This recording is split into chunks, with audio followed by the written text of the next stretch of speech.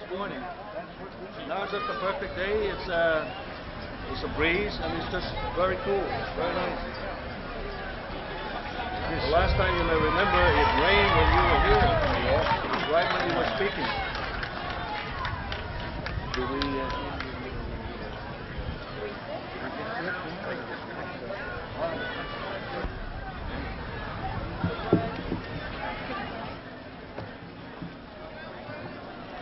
Mr. President, Mrs. Reagan, distinguished guests, the people of the see this return visit as a testament of your administration's recognition of the Western Pacific's strategic importance and our role as a bridge between East and West. Because of our direct experiences with the horrors of war, we strongly value and maintain the principles of American democracy. Similarly, our Micronesian neighbors have shared those experiences and have also adopted those same principles. As you well know, the Micronesian islands within the United Nations Trust Territory have made important political and socio-economic decisions and have now emerged as separate and distinct island nations in free association with the United States. This process should stand as a proud accomplishment of your administration. On a parallel, we in Guam also seek greater autonomy and self-determination of our political future. We believe we can achieve this via a change in our political status from unincorporated territory to that of a Commonwealth of the United States. Mr. President, your administration and Congress have strongly supported our efforts to pursue this new political status and greater self-sufficiency. And now we have completed the draft of the Guam Commonwealth Act for review by the people of Guam. The House Interior Committee had planned to hold a vitally important hearing on our political status efforts in Guam this coming June. As the single most important event in our island's history, our quest for Commonwealth and political status merits on-site sensitizing of those congressmen who will participate in this process. Regrettably, however, the Grant-Rudman Deficit Act has precluded this important hearing here on Guam. Mr. President, I appeal to you, to your commitment to the full development of democratic political systems, and I respectfully request the use of an Air Force aircraft to transport the congressmen to Guam to conduct their field hearing. We know you can appreciate the goals we seek to attain. We believe that the Commonwealth of Guam, with its strategic significance, can contribute even more in terms of trade, travel, and commerce. By continuing to support a political status pursuit, you can count on Guam to be a geopolitical and economic leader in this region. Like you, we believe that a strong Pacific America will make for an even stronger America. As a leading Western Pacific community steeped in principles of democracy, we stand proudly and willingly along with the island nations of the Western Pacific as loyal patriots and sentinels of the corridors between the United States and Asia. Before coming here, you said the winds of freedom will be propelling my mission. Mr. President, we as ancient navigators of the Pacific stand ready to hoist sails for you. We know that the ill winds of terrorism are very real and have swept all over our world. But nevertheless, we have faith that we will weather these storms. Although your mission may be construed as ideological adversaries, as neo-globalism, Guam and all of America know that your foreign policy aims at assuring future peace and prosperity. On behalf of Governor Bordayo and the people of Guam, I offer our most appreciative Sejus Mahasi for the honor you accorded us by your visit. We will continue to pray for your safety and success in this mission to enhance the peace and prosperity of all of America, including those of us in the Pacific America. Thank you very much.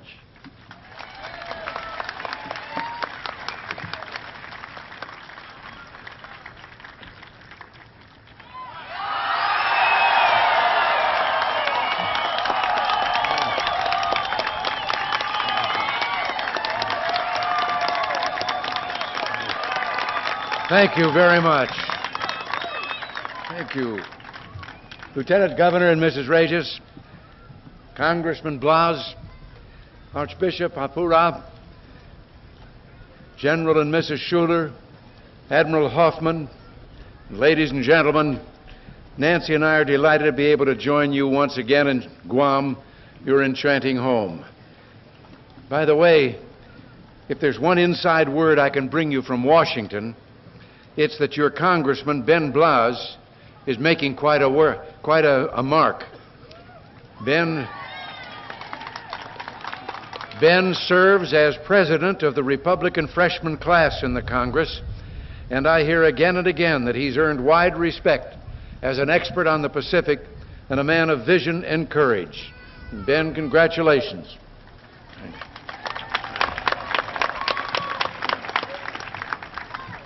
My friends, your island represents one of the distinctive characteristics of the United States, its Pacificness, the way in which America looks to the west and is bound up with the waters of this huge and peaceful ocean. From the first, it's been one of the chief goals of our administration to make our nation's policy look to the west just as surely as do our people, to strengthen, in short, our ties with the nations of the Pacific. It's therefore fitting that this journey, first to Indonesia to meet with President Suharto and the foreign ministers of the Association of Southeast Asian Nations, then to the Tokyo summit, should be punctuated by a moment of rest on Guam. It's said that it's here on Guam each morning that the sun first casts its rays upon the stars and stripes. Well, my friends, I can't think of a more beautiful way for America's day to begin.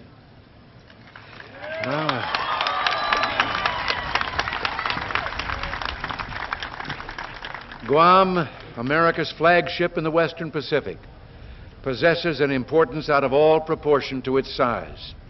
A vital hub of transportation, Guam lies within an easy range of virtually every city in East Asia. And your practice of free enterprise is setting an important example for the entire Pacific Basin. I commend you and your neighbors in the Northern Marianas for the economic growth and low unemployment that you've achieved. Perhaps most important in this crucial region of the world, Guam shines forth as a beacon of democracy. Indeed, the large number of Guamanians serving in the United States Armed Forces represents a tribute to the patriotism of this island 9,000 miles from our nation's capital.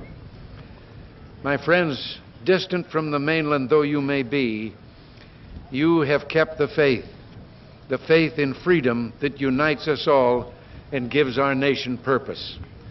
In the days ahead, we'll be bearing this message of freedom. The foreign ministers that I will meet with in Indonesia represent nations that have each in large part embraced human liberty, both political and economic. And in recent years, the people of these nations have produced a remarkable record of economic growth.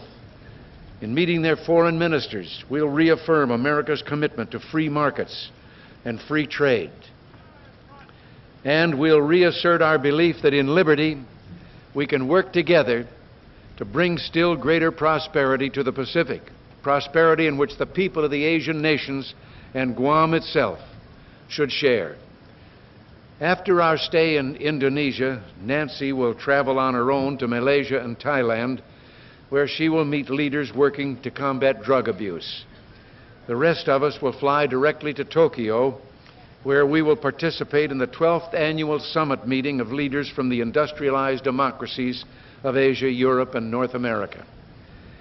Again, we will stress the connection, the necessary connection between freedom and economic growth, and we'll lay plans to expand world trade still further.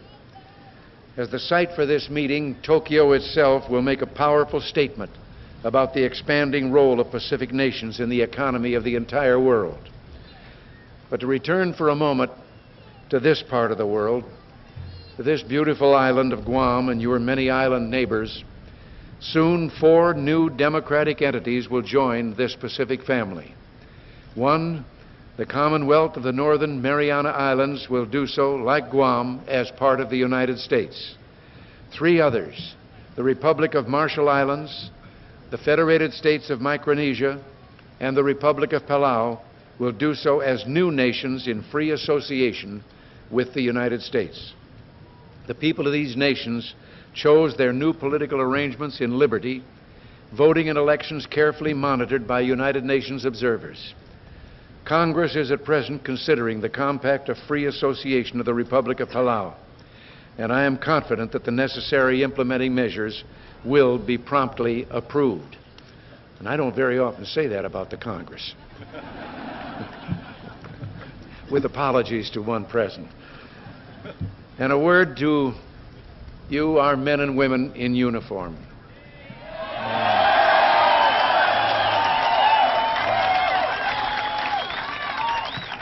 Those of you laboring here on Guam to keep our nation free and at peace.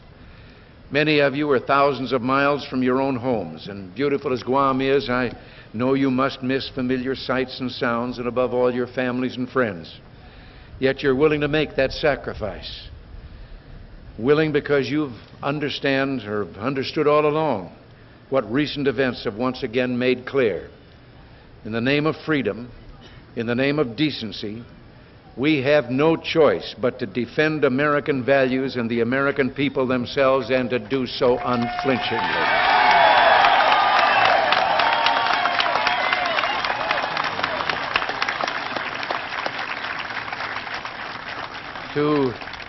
To use a phrase made famous by the Seabees who have toiled so long here on Guam, we respond to this challenge with two words which say it all: can do. As your Commander-in-Chief, I extend to you men and women in uniform the thanks of a grateful nation. I have to tell you that there are many things in this job I now have of which you can be proud, but none of them makes me more proud than you, the men and women in the uniform of our military, what you stand for and the way you stand for it.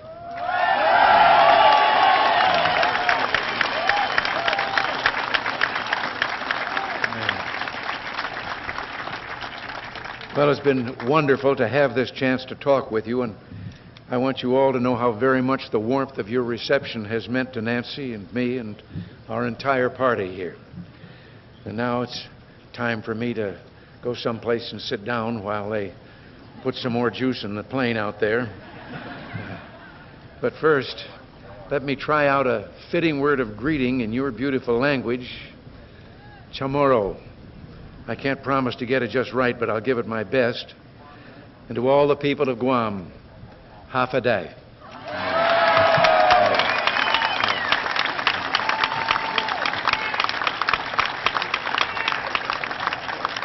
Thank you all, and God bless you all.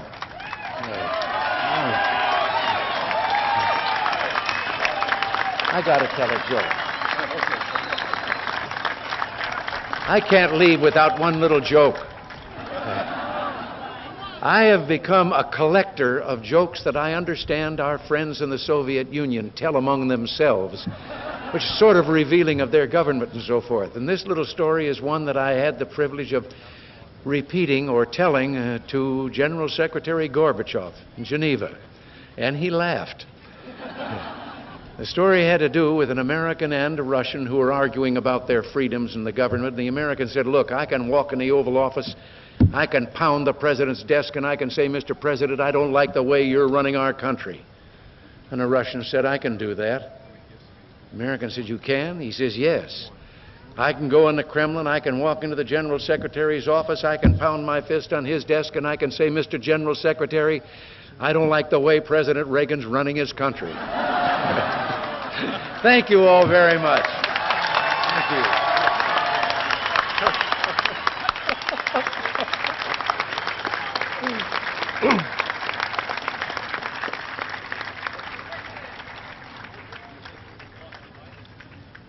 It is now my singular honor and responsibility to make a presentation to the President. But before I do that, let me just say that it was an extraordinary privilege for me to be on that aircraft coming with the President of the United States. As if that was not enough, I was compelled by the allusion by the President to the service of the men and women of the armed forces. And with us today are two members of his cabinet who, as young Marine officers, helped in the liberation of Guam, and that's the Secretary of State, Mr. Schultz, and the Chief of Staff, Mr. Reagan, who are both Marine officers here for the liberation of Guam. And I think it's an absolutely magnificent commentary on the greatness of our country that it is possible for me, one of the many, many Guamanians who was liberated, to be in the aircraft today to come here. So for those people who may continue to harbor any doubt as to what America stands for, Defense Exhibit A for the United States stands right here.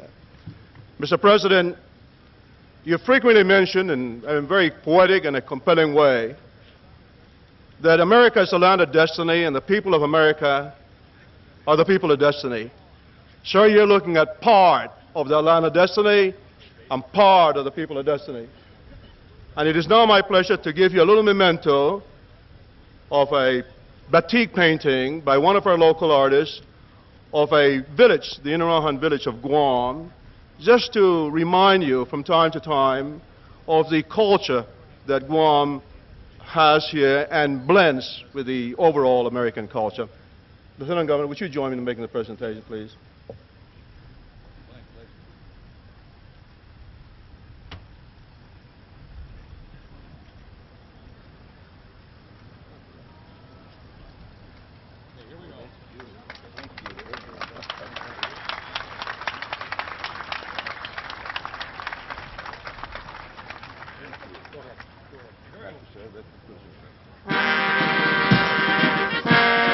Thank you very much, and thank all of you for this very beautiful painting. We'll treasure it.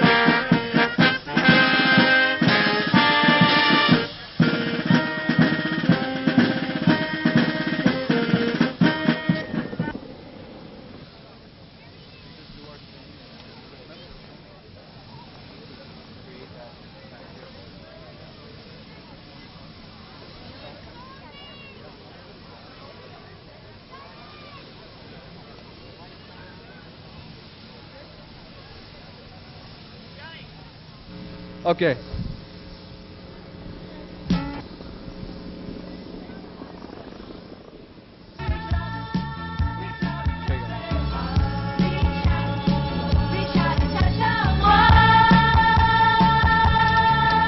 In the island of Mayana, hey, you see and hear the natives say, as you come along and visit us, oh, a hello called Hafa Day.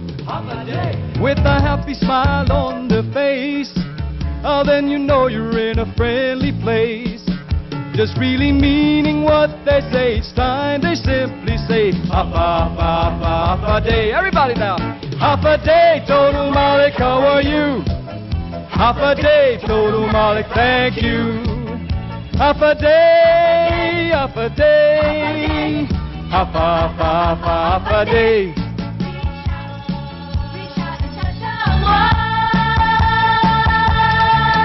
In the island of Mayana, hey, you see and hear the natives say, as you come along and visit us, Oh, word hello, call half a day. Everybody, half a day. With a happy smile on their face, then you know you're in a friendly place. Just really meaning what they say each time they simply say, half a day. Everybody now, half a day, total Molly, how are you? Half a day, total Molly, thank you. Half a day, half a day. Half a day. Half a day. All the tomorrow will say this word, and they say it many different ways. Like when you meet a chamorita girl, you softly say, ooh, half a day. With a happy smile on their face, then you know you're in a friendly place. Just really meaning what they say each time they simply say, half a day. Half a day, total Molly, how are you? Half a day, total Molly, thank you. Half a day, half a day, half a day. Half a day! All right, half a day, Mr. President, Mr. Reagan. Hey, hey! Half a day!